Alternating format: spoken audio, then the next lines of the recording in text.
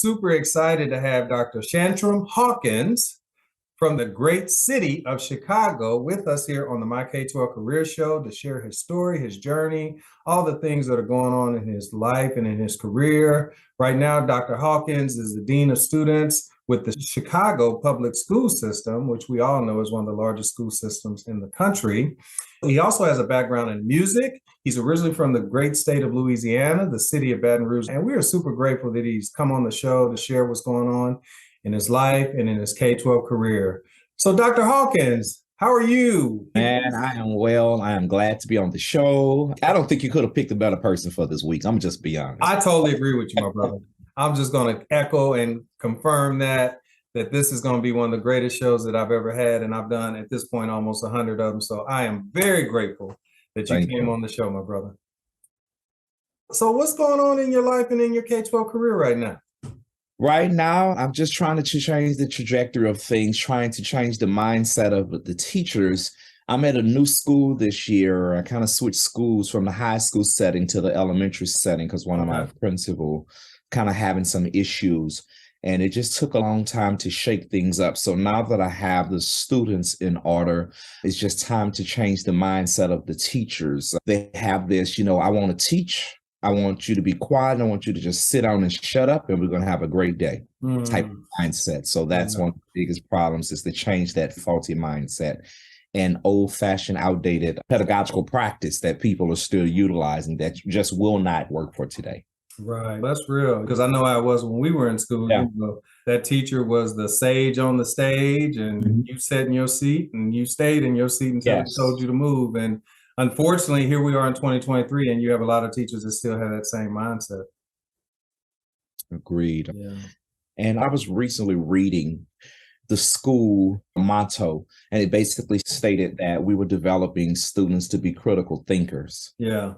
And that bothered me because when I walk in the halls, supervising or just making sure students are transitioning properly, I don't see where students are taught to be critical thinkers. See where they're taught to regurgitate knowledge, but not to be a critical thinker. And I asked a couple of students, we had a Saturday session with our girls. We had a weekend workshop for our Pearls of Wisdom celebration for the girls. And I just asked a couple of students.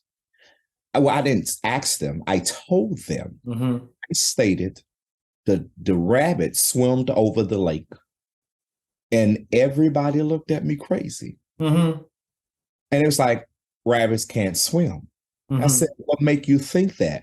They're not equipped to swim. I said, well, what make you think he didn't float? They stated, I don't know. I said, what make you think the rabbit didn't jump onto something to get to the other side?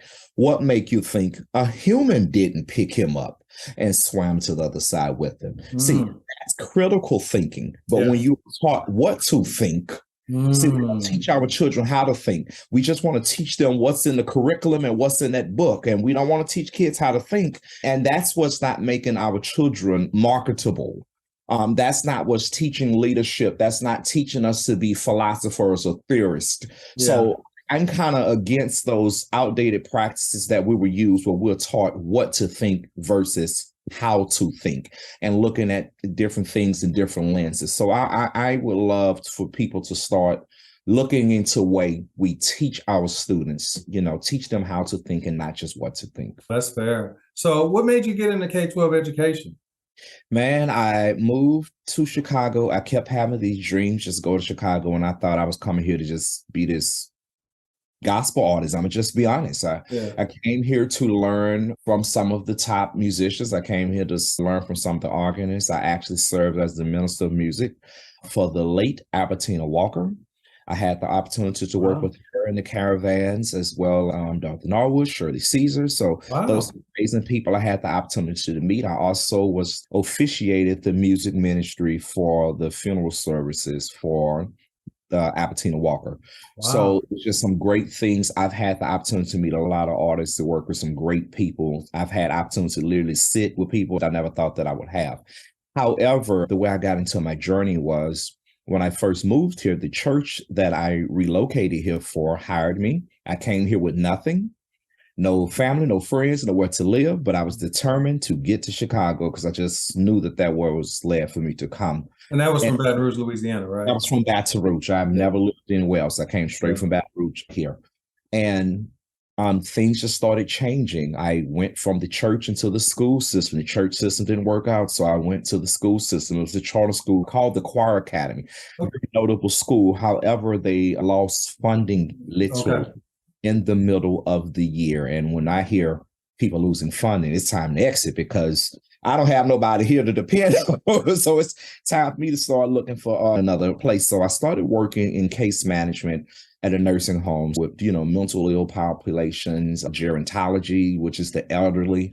So I basically just started doing things in other areas. However, it just started changing my life as a humanitarian. So I later went to school and I got my master's degree in counseling, human services with a specialization in counseling. And I started realizing to a certain extent that most of the people that I was dealing with was over 50 and 60 years old. And trying to help them and to change, I started noticing they were stuck in their ways. So that's when I realized, you know what, it's time to exit. It's time for me to go back to the kids. I think that was Frederick Douglass that stated, it's easier to build up kids than it is it's something to that nature to build up men. So it's easier to build strong boys than to repair broken men, right? That's it. That's actually it. So that is the quote.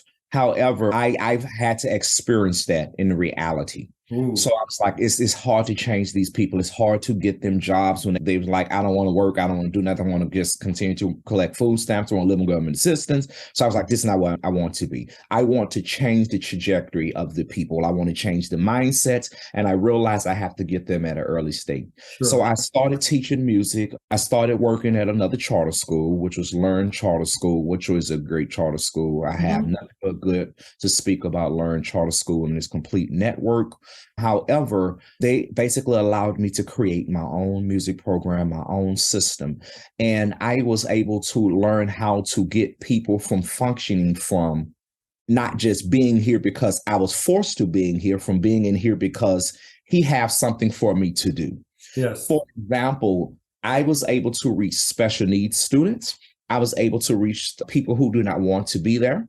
Because sometimes it's hard to teach someone who, how you have the elective classes and you're basically thrown in this class. So I don't want to do this. This is gay. That's what most of the boys say. This is music. I don't want to sing. I don't want to play no instrument. So basically I had to come up with ways to make sure that I reached all of my students. So therefore I had to utilize different ways of learning. Some people like to learn through touch. Some people learn through hearing. Some people learn through sight. Some people learn through, everybody have different ways in which they learn. Sure. So I had to make sure that I was tapping into everyone. Like for some people that maybe they did not want to sing, but that is still not a way for you to learn music. So I started teaching recording arts to these students. We learned how to make beats. We learned how to write songs. We learned how to mix and master music. So I was not having it. Like all of my students left knowing some strong things that they can do and how to utilize, whether it's singing, playing an instrument, recording music, mixing and mastering, orchestrating music. So basically I had a lot that I was able to bring to the table. Wow. And I tried to use that same system when I talk to teachers. Make your class fun. Don't just sit at the table and just allow your children and your students to just sit up here and be quiet all day. And soon someone get out of their seat because you've had them just sitting up here working on paper assignments all day. And all, this butchering teaching style, make class fun, creative, operable, make your class fun. I mean, what happened to the fun in learning? I just want to know what happened to the fun. That's real. This is 2023, and people are still operating as if we're still in the 80s when I first started school. I mean, I'm still seeing this system. Like, no. What type of visualizations are you using? What type of hand and symmetry? What are you using for our students to do? What type of audio material? Not just giving them a computer and say, sit and learn. And I've been noticing, and I probably stated too much, but this is another thing that I've been noticing, that a lot of teachers will sit our students at computers too much and expecting the computer to teach everything. And when I was students still not getting it, because whatever computer system that only keep explaining the same direction, you're forgetting sometimes it may take a different direction. Everyone learned differently. I was a student that learned differently. Sure. So you can't expect for me to just get one level of direction or one example and then I get it. No, teach. That's it. I love it. Teach. How long you been teaching? How long you been in education? I've been in the education system now for 16 years. Wow. 16 years. Do you see yourself being in another 16 years? Oh, absolutely. I can't see anything else right now. If it doesn't involve children, it doesn't involve anything dealing with building up African Americans, particularly, I don't want to be a part of it. That's I just awesome. don't.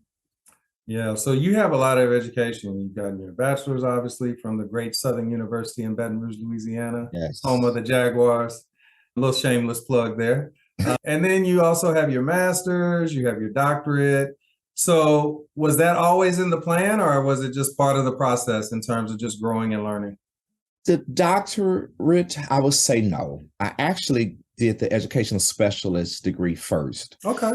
Because I did not think that I would be able to handle the rigor of actually hearing all the trauma and the different experiences that everyone had with the dissertation experience. However, in my capstone project, I did not know that it was going to be so difficult to where I still had to go through IRB approval. I still had to actually meet with participants to come up with my findings. So I didn't realize I actually completed a mini dissertation. And I had to actually go through a lot of editing, and literally a capstone is less than 15 pages. Right. And with the levels of editing, with the change this, add this, we need more research here for your chapter 2, more revisions here, we need more alignment here. So I was like, you know what? I'm going back to school and I'm going to get that doctorate. So if this what I have to go through for this capstone project, let's go dissertation. I love it. That's cool. That's awesome. How long have you had your doctorate? I finished in December 2020. I mean, 2020 was a year. Well, yeah. I don't think anybody will ever forget 2020. But yeah, that's amazing. Before I got ready to do my studies, I was getting ready to start meeting with people in person. And school told me that I could not meet with people in person. Now, mind you, I was like, how can you make that decision? So I had to go back through IRB approval and change a couple of stuff. And I was like, oh, my. So I had to wait on that process as well. But guess what? I was ready for the challenge and I wouldn't take it back for nothing. That's awesome. You made it through it. That's awesome. Welcome to the club. Thank you. So you work for CPS, which is probably one of the top 2 or 3 in terms of student population in the country. Like, what's it like working for CPS? I love Chicago public schools. We have issues like everyone else. Like I stated, I am a dean of students, so I participate in all of the trainings. So I'm the verbal person. Well, one of the things, and let me make sure it's very clear that Chicago public schools is great. What we serve. Okay, we have a lot of issues. Yes, we do. We're working on them, and I'm also on the grassroots head and foot with making sure that those services. But right now, our biggest issue is classroom management. Classroom management. And Chicago, basically, we were in trouble with the feds. Yeah, it's public knowledge, so it's not like Hush don't say it. This is public knowledge. There were issues that Chicago public schools had because we were probably one of the largest student populations where we were suspending the most in the country. I think it was us, and it would be California, particularly the city of Los Angeles. Yeah, we had the largest suspensions rate to where the feds have to come in. So basically, a lot of money came in and, different grants. And plus there was an issue with the Chicago Teachers Union's request that we bring in more people to support with the behavior.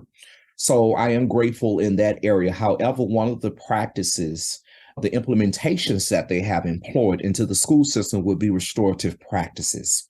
So basically they hired a whole lot of restorative justice practitioners with basically little knowledge. And basically was training people through the patch as they go. The difference is you train the one person to have a restorative mindset, and that person is to train the other people. But due to their outdated pedagogy, the way they was reared, the way they believe that children should be, it's still an issue. As I stated earlier, we still have teachers I'm from the old school. You be quiet, you listen to adults, you close your mouth, you don't talk back, and you raise your hand to speak. So that's what I call militant teaching. The militant teaching style, the very, very aggressive, my way, no way. And guess what? If that's your classroom, that's your teaching style, I'm not knocking it. However, this is 2023. Yeah. We should have different ways of how we're engaging with our children. We should be building relationships with our children. A lot of our kids come to school with harm, with trauma, all type of danger, that they're experiencing. Some of them come to school with hunger. Some of them probably have not slept. And the reality is some of our students could come here and too scared to itch because they're mad that you would say something because their hairs went in the air. And you didn't know that this kid had to sleep on a mattress that had bed bugs. They couldn't go on the couch because that same couch had bed bugs. So these are things, realistic things that we have to deal with that a lot of people don't want to surface. But a child won't tell you if you're mean.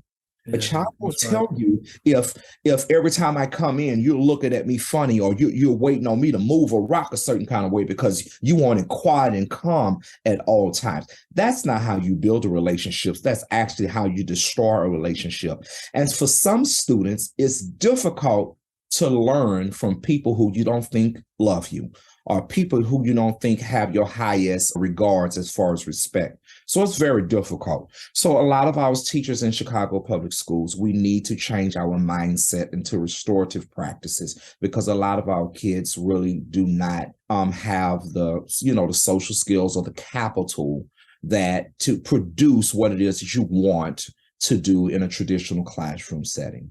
That's fair. What's the demographics of the school that you work at? The demographic where I am, we are 100% African American. 100%. Okay. 100% African American. Yeah. So is that just, I'm thinking geographically in Chicago, is that on the south side of Chicago? I am on the south side of Chicago. Okay, cool. How many students, I know that Chicago has maybe 400,000 kids? Correct. Yeah. So how many students, like a typical elementary school like you work in, like how many students go to each individual school on average? Are you talking about as far as attendance, or how many students would be at an elementary school? Yeah, at an elementary school, the total number.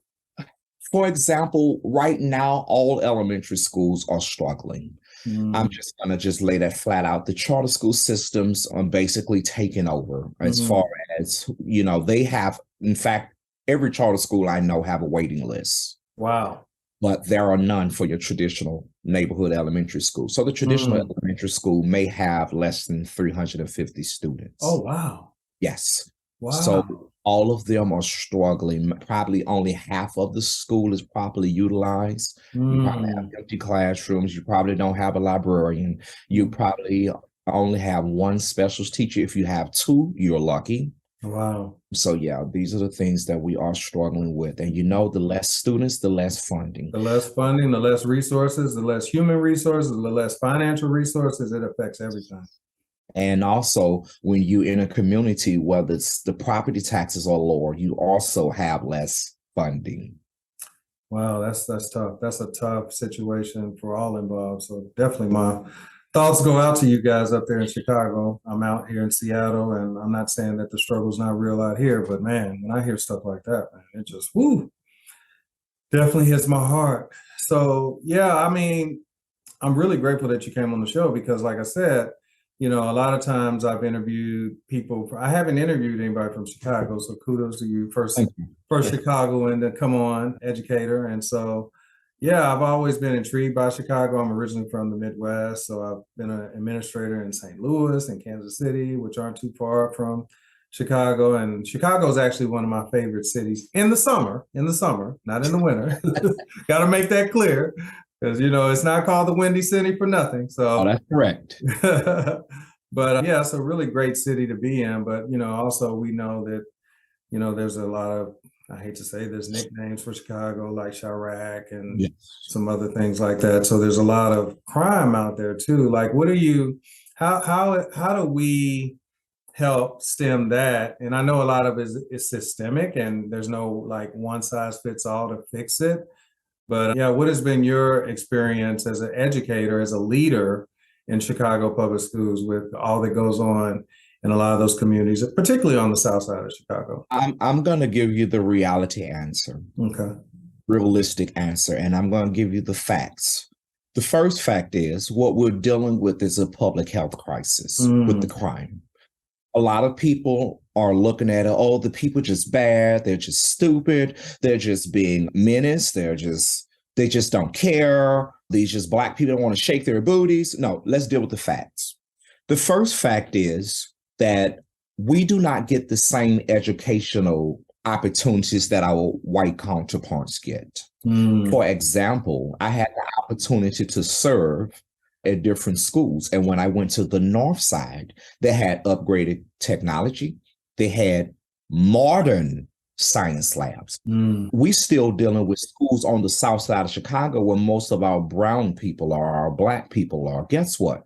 Everything up in there is outdated, from the desk to the classrooms. We have paint falling off our walls. We have toilets that look like something from a prison system that was probably installed when the school was actually built. We don't have upgraded anything in most of our schools, and that with the ceilings. The only thing we have new on our ceilings and our wall is paint. Most of our schools still have, well, they don't have lead issues anymore, but you can see where we have holes in everything, where it's continuously being patched. So therefore, if has been proven, your environment determines the way you think, how you process, and how you feel. So if I am raised in what may look like a rat house or a nut house, sometimes you may form in the same way. So we living in communities that are dirty, yes, because of the mindset of the people are dirty. Why? Because it's difficult to teach and lead when you do not see. For example, I don't see too many doctors in the neighborhoods of the schools where I serve. I'm talking about medical doctors. I don't see nurses. I don't see college professors. I don't see any engineers. I don't see mostly people who have become equitable and more marketable. They move out of the neighborhood. Yeah. So therefore, it is difficult for our students to see what people say Black people are not. I see what you're because saying. In our neighborhood, what we see is gangbangers, because that's what my students, that's what they dress like. That's the language barriers that we have when they come to school. So I have to teach my kids code switching. We have a lot of teachers that used to write particularly female students up and say that they were disrespectful. And when I would ask, why are they disrespectful? But when she talked to me, she rolls her eyes and she rolled her neck. Stop right there. That's not disrespect. That's cultural. It is cultural. This is things that we are taught in our neighborhoods. These are things that are acceptable in the culture. We don't demonize culture. We teach expectations, or we teach code switching, or we teach what is more desirable. Right. But we don't demonize and code switch. We do not talk say that people saying, I hear a lot of people say that. I had a student get rolled up for this because he called the teacher bro, a female teacher. That's not a moment to demonize. That is a moment to teach. And a lot of our people are missing teaching moments that could be lasting forever because we want to, oh no, you don't talk to me like that. We forget from whence we came. And that is a dangerous place, particularly to be an educator, particularly in African Americans, when you forget from whence you came. So for most of our people, particularly here on the South Side, we have jobs to provide. In fact, every time we have a booming system or a booming business, they just closed 2 of our Walmarts down. I heard about that. That made national news, yeah. Yes. They also closed some of our grocery stores down. And a lot of people that basically after the looting situation happened, a lot of businesses never reopened. And those were businesses that hired a lot of African Americans. So right now, the reality is we don't have a lot of jobs. And when I cannot feed my family, or my mom can't even afford to give me money to go to the movies with my friends, I have to find a way to make money. No one walks around to just kill, steal, and destroy unless there's some type of traumatic experience or it's a public health crisis. So what we're dealing with in Chicago and what's going to happen, Chicago is getting ready to be a model for the rest of the United States. Okay. So with that being stated, what we are dealing with is a public health crisis, and the other thing are basically people with cognitive imbalances. So we're no different from anybody else. But pretty soon, Chicago will be back on the map. Okay. I like that. We've been talking for like 45 minutes, but again, I just want fast. I know, right? But you've really given us some golden nuggets just sprinkled through this entire interview. I really appreciate you just sharing your journey, what's going on in Chicago. I mean, the leap of faith you took to move all the way from Louisiana to Chicago, Illinois, didn't know anybody. And it sounds like you've been really thriving since you've been there and clearly have a network now. So that's really, really cool. But I just want to thank you for coming on the show. But before you leave, can you please share some parting words of wisdom? Tell us how we can connect with you, and then we'll say goodbye. All right, let me do the connecting part first. The best way to connect with me would be here on LinkedIn at Shantram Hawkins. That is Dr. Shantram Hawkins. My first name is spelled Shantram, and Hawkins, Hawkins. A lot of people are getting out of education. They're leaving this field in droves. And it's because when they came in, they had a why. Somebody said, oh, you need to have a why. What's your why for teaching? What is your why for being an administrator? What is your why? And guess what? You have a why they came in, and now you have a why they're leaving. So a why is basically another word for what's your reason. Always have a reason to come in. You can have a reason to leave. The only thing that's going to sustain you for the rest of your life to keep you is your purpose. What's your If purpose? you're not in education with the purpose, or you don't have a purpose, or you were not called, you just went and you sent yourself because you just wanted a paycheck and you couldn't deal with the stress once you realized people with purpose, we're not going anywhere. We're not leaving. We're not complaining. We're making things better. That's what I'd like to leave you with. Awesome. Well, Dr. Shantram Hawkins, thank you so much for coming on the show. You've been a great guest. You said you were going to be the best, and you delivered, my friend. Thank you so much for coming on the show. We definitely wish you all the best. And let's keep in touch, my brother. I really appreciate it.